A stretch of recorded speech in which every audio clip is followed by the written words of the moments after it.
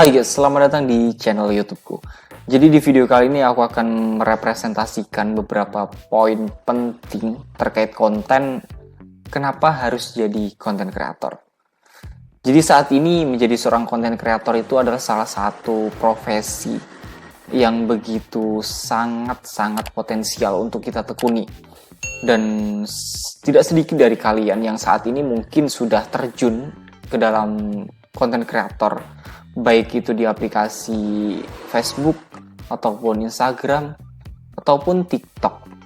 Karena di ketiga platform ini, baik itu juga di YouTube, saat ini sangat potensial ketika kalian mencoba terjun di dalam menekuni menjadi seorang konten kreator. Tapi video ini akan aku ulas secara lengkap kenapa kalian itu harus menjadi konten kreator. Di sini aku bakal sharing beberapa materi, tentu ada 5 materi yang harus kalian pahami bahwa menjadi seorang content creator itu adalah sebuah peluang yang sangat-sangat besar. Dan juga kalian menemukan video yang tepat. Kenapa kalian harus jadi content creator? Mari kita bahas. Jadi content creator itu di era saat ini ya, itu khususnya di semua platform itu menjadi salah satu hal yang cukup lumrah. Tapi banyak sekali dari sekian banyak juga konten kreator yang memutuskan untuk mundur, untuk pensiun dini menjadi seorang konten kreator karena mungkin dirasa sulit sekali ketika menjadi seorang konten kreator. Jadi sebenarnya triknya apa? Apa yang menjadi konten kreator itu sukses? Yang menjadikan konten kreator itu sukses, kemudian bisa mendapatkan penghasilan yang besar, sebenarnya dari mana? Dan bagaimana caranya? Jadi aku bakal ulas secara tuntas di video ini. Mungkin juga dirasa video ini sedikit berbeda dari video-videoku sebelumnya buat kalian yang sudah subscribe channel ini dan juga nonton lagi di video ini. Mungkin ini sedikit berbeda karena aku cuman pakai media presentasi, tidak langsung shoot melalui background di studioku. Jadi mungkin cukup simple, tapi semoga video ini bisa punya value yang besar, juga bisa memberikan dampak kebermanfaatan buat kalian semuanya yang sudah menonton dan mengklik video ini. Jadi yang pertama, konten kreator itu bisa menjadikan kita membuka peluang baru. Jadi banyak sekali peluang-peluang baru yang terbuka ketika kita memutuskan untuk menjadi seorang konten kreator. Yang pertama adalah sebuah pekerjaan. Konten kreator itu bisa menjadi sebuah pekerjaan yang sangat menjanjikan saat ini. Walaupun di awal-awal ketika kalian memutuskan untuk menjadi seorang konten kreator, pekerjaan ini mungkin secara tidak langsung belum menghasilkan.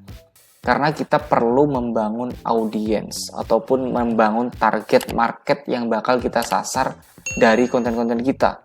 Maka pekerjaan ketika di awal-awal, mungkin semua pekerjaan, di awal-awal kita butuh penyesuaian dan juga menyesuaikan bagaimana langkah-langkah kita untuk bisa mendapatkan audiens ataupun orang-orang yang minat dengan konten-konten kita. Baik itu konten kalian di Instagram ataupun di Facebook ataupun di TikTok, bahkan di YouTube. Kita perlu membangun ekosistem ataupun audiens untuk tujuan bisa mendatangkan dan juga menargetkan video kita ke audiens yang sudah kita sasar. Jadi peluang barunya adalah kita bisa mendapatkan pekerjaan baru sebagai seorang content creator. Kemudian, jika pekerjaan itu dibarengi dengan hobi, maka kalian akan happy dalam melakukan pekerjaan tersebut. Jadi ketika kalian hobi dengan membuat konten, maka ini jadi salah satu hobi baru yang cukup menyenangkan untuk sharing-sharing apa sebenarnya value kalian yang mau kalian bagikan ke orang lain ataupun berdasarkan pengalaman kita mau berbagi apa ke orang lain. Jadi melalui konten itu sangat-sangat potensial untuk kita bisa membangun hobi baru. Kemudian bisnis dan juga networking. Dari konten, kita bisa menjadikan konten itu sebuah bisnis. Kita bisa mendapatkan kerjasama ataupun endorsement khususnya di bisnis ya. Ataupun kita membangun sebuah lokal brand yang bisa kita promosikan melalui konten-konten kita, dan juga kita membangun apa value, apa nilai, dan juga apa yang menjadi keunikan daripada konten-konten kita itu. Dan dari bisnis kita bisa mendapatkan networking ataupun komunitas-komunitas yang mendukung konten-konten kita di platform kita. Jadi networking ini penting sekali. Kita bisa join komunitas ataupun join sebuah grup yang memang di situ sama-sama punya visi dan misi yang sama untuk meningkatkan, untuk scale up konten-konten yang bisa kita produksi setiap saat dan juga sesuai dengan kebutuhan-kebutuhan kita. Jadi konten itu membuka peluang baru yang sangat-sangat berpotensi. Karena peluang baru menjadi seorang konten kreator itu, yang terpenting adalah syaratnya kalian konsisten. Konsisten, kemudian kalian analisa dan juga kalian bisa belajar dan juga belajar dari konten-konten kalian.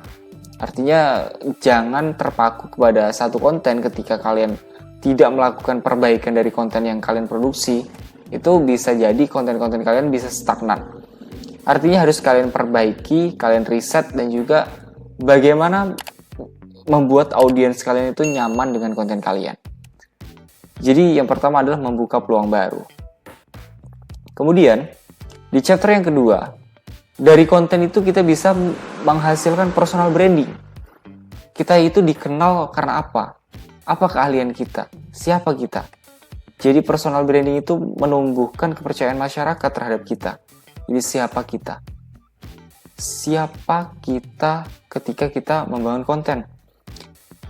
Apa yang menjadi value kita? Kita bagikan ke orang lain. Apa yang menjadi pengalaman kita dalam dunia pekerjaan mungkin? Kita bagikan ke orang lain. Apa yang menjadi pengalaman kita di dalam sebuah industri? Kita bisa bagikan ke orang lain melalui konten. Atau dari wawasan-wawasan kalian selama belajar di bangku perkuliahan ataupun di bangku sekolah. Itu misal kalian hebat di dalam sebuah bidang matematika ataupun pelajaran matematika, fisika ataupun geologi, kalian bisa sharing ke orang lain ataupun audiens untuk berbagi value. Jadi membuat konten itu sebenarnya seru sekali. Dan juga aku sendiri sharing-sharing ke kalian ataupun biasa aku sendiri selalu berkeinginan untuk membagikan apa yang menjadikan aku untuk bisa memberikan nilai kepada orang lain ataupun audiens. Jadi melalui konten itu aku lebih happy daripada menyampaikan mungkin secara langsung bertatap muka untuk komunikasi dua arah. Itu aku masih sedikit canggung karena personal brandingku sendiri itu belum kuat. Jadi membangun lebih awal itu dari konten-konten yang mau kita produksi dan juga kita tampilkan ke orang lain. Jadi personal branding itu siapa kita dan apa keahlian kita.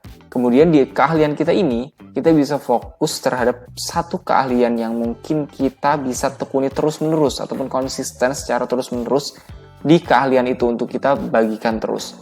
Misal kalian seorang pembelajar, kalian bisa sharing ilmu-ilmu pengetahuan. Jika kalian seorang konten kreator tutorial mungkin, tips, kalian bisa berbagi konten-konten tersebut dan juga kalian fokus terhadap konten-konten tersebut. Kemudian personal branding itu bisa memberikan identity lebih ataupun identitas lebih apabila kita bisa berbeda dari orang lain. Kita bisa punya value lebih yang bisa membedakan diri kita dari orang lain. Artinya kita tidak standar-standar aja. Ketika kita hebat di suatu bidang, maka di bidang itulah yang kita memang benar-benar profesional dan juga expert di bidang itu.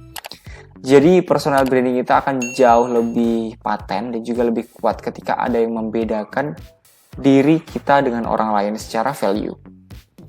Nah, di chapter yang ketiga, jadi konten itu adalah sebuah aset digital. Jadi gini, apapun yang kita bangun, apapun yang kita publish, ataupun apapun yang kita upload di platform, baik itu melalui Instagram, kemudian TikTok, Facebook, ataupun YouTube, ketika konten itu lolos sebagai konten yang disetujui oleh pihak platform, itu bisa menjadi sebuah aset digital yang menghasilkan tentunya. Karena konten itu di saat kita produksi, kemudian kita publish, itu tidak langsung di saat itu juga menghasilkan banyak cuan.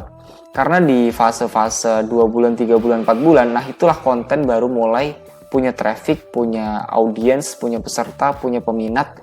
Disitulah kita bisa mulai coba menganalisa bahwasanya konten-konten yang kita bangun itu adalah konten-konten yang punya nilai dan juga bisa menjadi aset digital yang menghasilkan.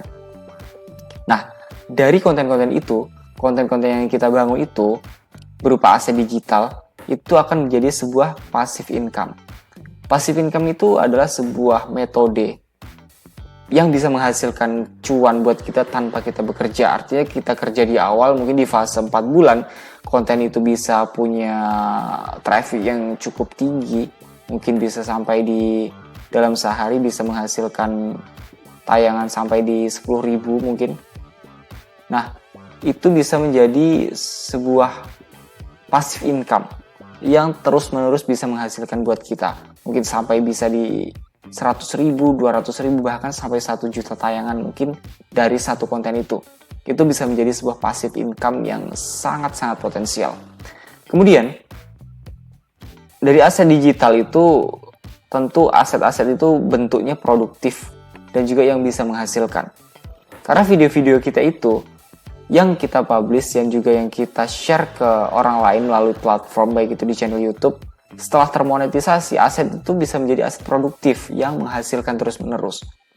Namun, jika kalian belum bisa monetisasi, maka lakukan terus secara konsisten dan penuhi apa persyaratan-persyaratan untuk bisa mencapai pada titik akun kalian itu dimonetisasi, ataupun bisa menghasilkan cuan dari iklan ataupun dari endorsement, dan juga mungkin fitur-fitur lain yang bisa mensupport penghasilan untuk diri kita dari value-value yang kita bagikan.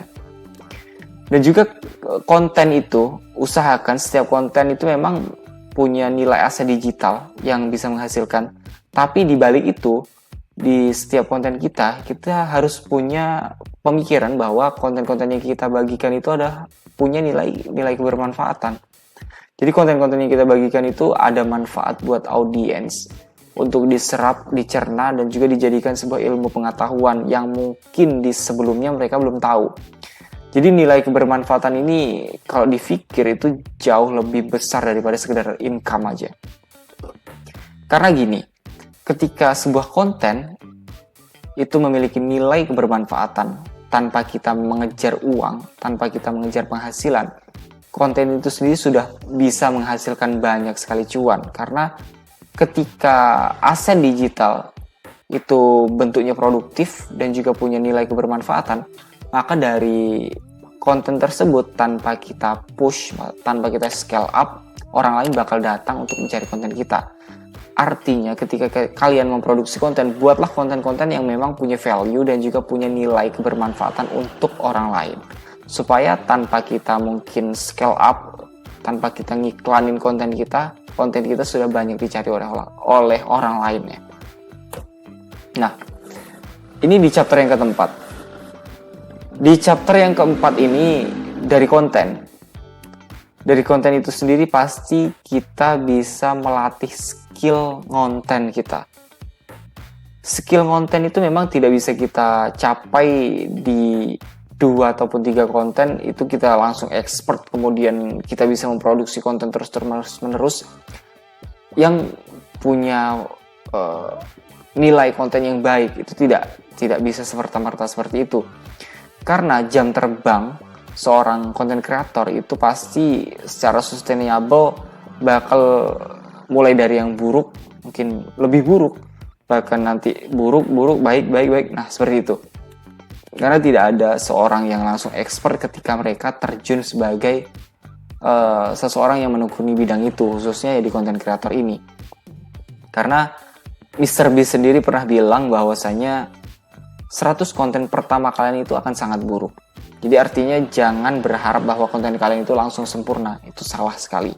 Karena konten-konten itu di awal-awal bakal pasti buruk, sangat buruk. Bahkan konten-kontenku sendiri. Aku sendiri yang pernah nge-YouTube dari tahun 2020 sampai di titik ini, mungkin saat ini masih menghasilkan sekitar 56 video Korsel ataupun video panjang seperti ini. Dan juga ada mungkin 12 video short.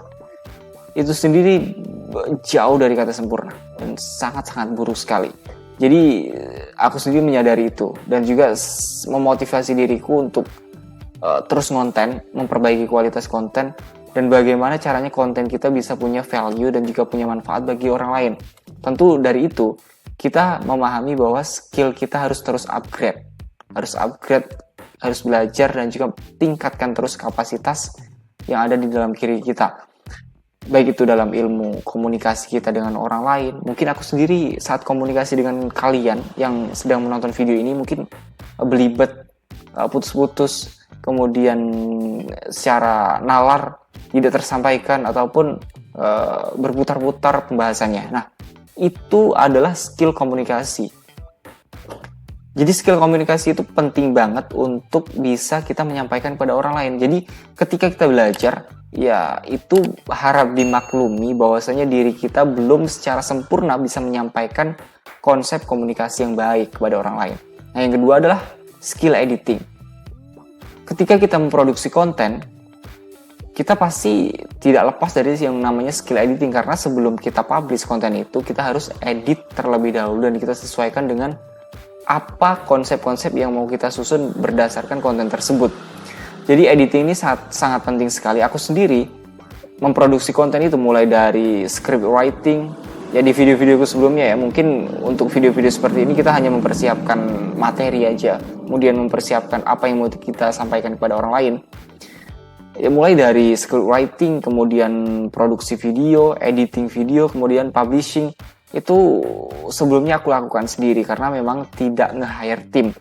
Karena di YouTubeku sendiri memang belum bisa menghasilkan cuan setiap bulan. Jadi minta doanya kepada teman-teman semuanya, semoga untuk earning YouTube bisa menghasilkan setiap bulan, mungkin di ambang batas 2 juta seperti itu. Jadi mohon doanya kepada teman-teman semuanya. Jadi selain komunikasi, editing, ada skill yang harus kita latih juga, yaitu storytelling. Skill storytelling ini adalah skill menyampaikan pesan secara relevan dan juga mudah untuk dipahami para audiens. Karena komunikasi itu jika tanpa storytelling itu akan buruk. Kita hanya bisa komunikasi karena di dalam komunikasi itu juga ada storytelling yang bisa mempengaruhi orang lain daripada komunikasi kita. Jika sekedar komunikasi aja kita menyampaikan, itu mungkin semua orang bisa. Tapi ketika kita bisa memiliki skill di dalam diri kita, yaitu storytelling, ini adalah skill-skill yang sangat-sangat baik untuk dipelajari dan juga punya manfaat lebih di dalam kita berkomunikasi kepada orang lain, baik itu di dalam dunia digital ataupun offline kita secara sosial. Kemudian selain ketiga ini adalah berpikir kreatif. Kita dituntut untuk berpikir kreatif ketika kita menjadi seorang konten kreator.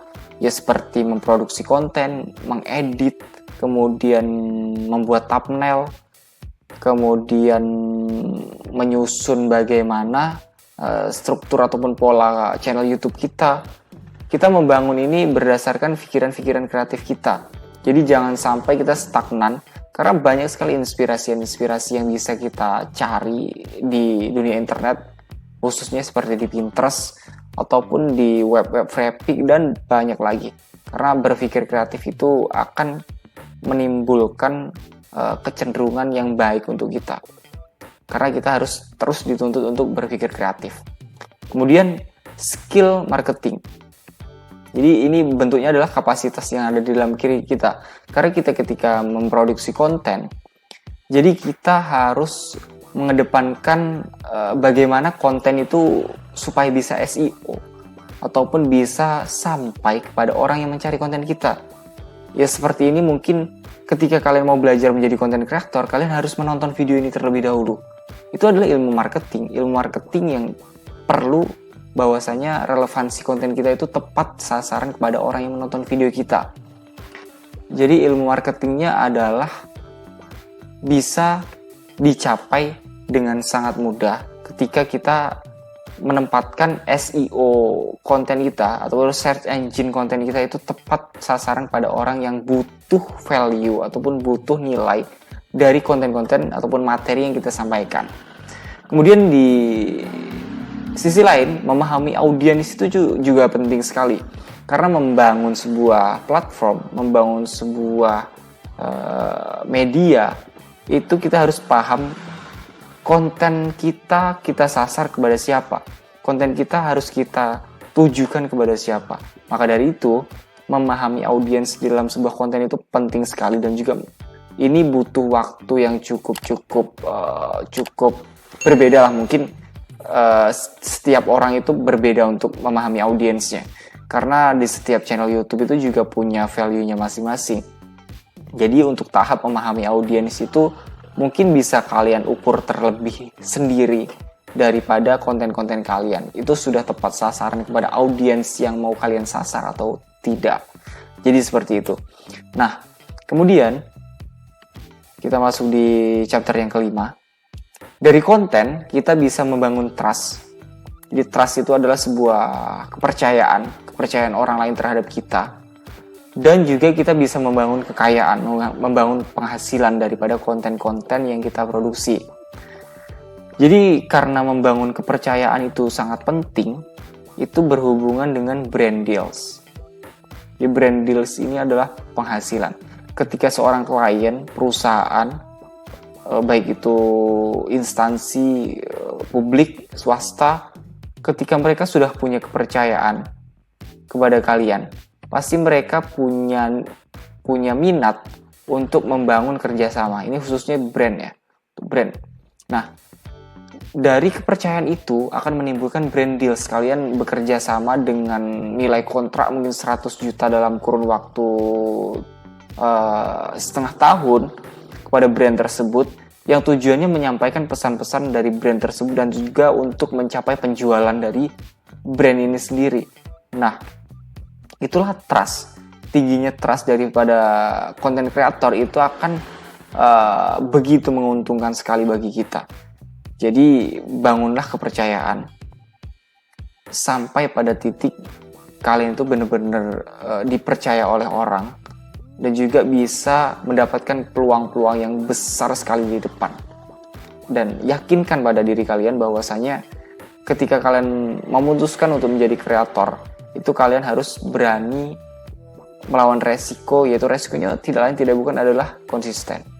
Jika kalian tidak konsisten, maka ya kalian bakal tumbang seperti pohon begitu aja ketika tidak bisa mempertahankan keuletan kalian untuk membuat konten terus-menerus dan juga terus belajar di dalam membangun konten kreator. Nah, penghasilan yang bisa kita dapat daripada konten kreator, baik itu di semua platform, lini platform saat ini itu punya fitur yang namanya itu monetisasi. Jadi semua platform itu sudah ada fitur monetisasi yang memudahkan kita untuk mendapatkan penghasilan. Seperti di YouTube itu punya modeling monetisasi 1000 subscriber dan 4000 jam tayang yang harus dicapai untuk bisa mengajukan monetisasi di YouTube dan juga di Facebook, kemudian di TikTok dan juga Instagram itu kurang lebih sama. Jadi ketika kita ingin memonetisasi platform kita, mereka yang punya platform itu bakal mensurvei orang-orang kreator ini serius atau tidak dengan keinginannya menjadi seorang konten kreator. Makanya diberi syarat ketika ingin monetisasi, kalian harus mencapai target yang telah ditentukan untuk bisa mengajukan monetisasi konten dari konten-konten kalian. Selain dari monetisasi, ini kalau monetisasi kan biasanya AdSense ataupun Adstera dan juga banyak lagi, tapi yang lebih sering itu adalah Google AdSense ketika konten kalian dimonetisasi. Jadi Google AdSense itu sama-sama berkesinambungan. Seorang brand yang mempromosikan produknya, kalian sebagai penyedia videonya, mereka melempar video ke sini, kemudian dibagi oleh YouTube, dan juga penghasilan dari hasil bagian itu dihitung berdasarkan persenan yang telah ditetapkan. Maka dari itu cukup jadi sebuah sistem yang memang betul-betul luar biasa yang dibangun oleh platform YouTube ya khususnya. Sama juga platform lain seperti Instagram, Facebook, dan juga TikTok. Kurang lebih sama seperti itu modelingnya. Selain dari monetisasi konten platform, kalian juga bisa mendapatkan penghasilan dari affiliate. Seorang content creator review, itu ya, reviewer ya, itu mempromosikan sebuah produk, mereka bakal mempromosikan juga link affiliate di dalam video tersebut tentunya. Itu yang saat ini banyak sekali aku lihat di sosial media. Ketika mereka mempromosikan sebuah produk, maka meletakkan link affiliate di dalamnya. Ketika mereka klik, mereka akan dapat komisi daripada link affiliate ini. Karena link affiliate ini juga lumayan hasilnya. Mungkin dari harga 100.000 kalian bisa dapat komisi 7% daripada hasil penjualan. Artinya jika produk tersebut harganya 100.000, kemudian kalian men-share link affiliate dan directnya langsung ke kalian, terafiliasi ke kalian, maka kalian mendapatkan 7%, ya 7.000 per setiap satu kali penjualan. Nah, jika konten kalian itu meledak sampai 1 juta dan mungkin menghasilkan ratusan ribu penjualan, ya tinggal kalian kalikan aja. Kalian mendapatkan penghasilan berapa. Jadi seperti itu. Kemudian kemitraan. Kemitraan ini kurang lebih seperti brand deals. Jadi kita membangun kemitraan dengan para audiens, membangun langganan, konten-konten eksklusif yang bisa kalian tampilkan di channel-channel YouTube kalian ataupun di platform kalian. Nah, dari sini mereka punya langganan dan juga punya trust lebih kepada kalian karena kemitraan ini hubungannya berkorelasi kepada kepercayaan. Kemudian super. Super ini sebagai seorang content creator itu biasanya didapat ketika para audiens itu sudah sampai pada titik mereka betul-betul ngefans ke kalian. Kalau aku simpulkan jadi seperti itu ya. Mereka memberikan ucapan terima kasih. Jadi super itu ucapan terima kasih ataupun konten-konten kalian yang punya nilai manfaat dan juga sangat membantu mereka. Maka mereka dengan senang hati bakal memberikan tips ataupun uang jajan yang mereka titipkan melalui ini fitur ya, melalui fitur super. Jadi fitur super ini cukup jadi solusi lah buat kita untuk content creator mendapatkan penghasilan tambahan melalui di luar daripada monetisasi platform. Jadi bisa melalui affiliate, kemitraan, dan juga super. Jadi seperti itu.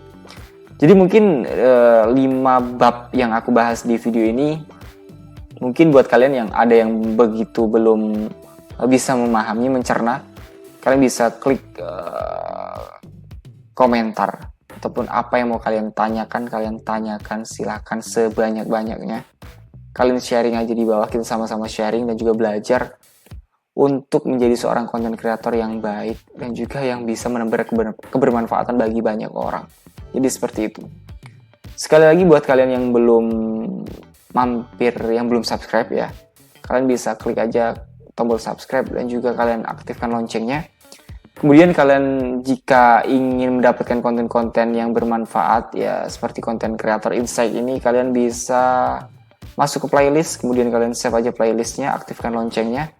Jadi nanti ketika aku share ke kalian terkait konten-konten yang seperti ini, kalian bisa mendapatkan info terbaru dari konten-konten ini. Pastinya tidak lain dan tidak bukan aku ingin terus sharing ke kalian dan juga menebar kebermanfaatan bagi kalian semuanya, dan juga menjadikan channel YouTube ini menjadi sebuah ladang yang bisa memberikan nilai dan juga manfaat bagi banyak orang, bagi seluruh orang-orang di dunia ini kalau bisa. Oke? Jadi mungkin itu aja video yang bisa aku share di kesempatan kali ini. Terima kasih buat rekan-rekan semuanya yang sudah mampir di channel ini. Sebelum kalian tinggalkan video ini, jangan lupa di like, komen, dan juga di subscribe channel ini. Oke, mungkin sampai ketemu di videoku yang selanjutnya. And see you next video.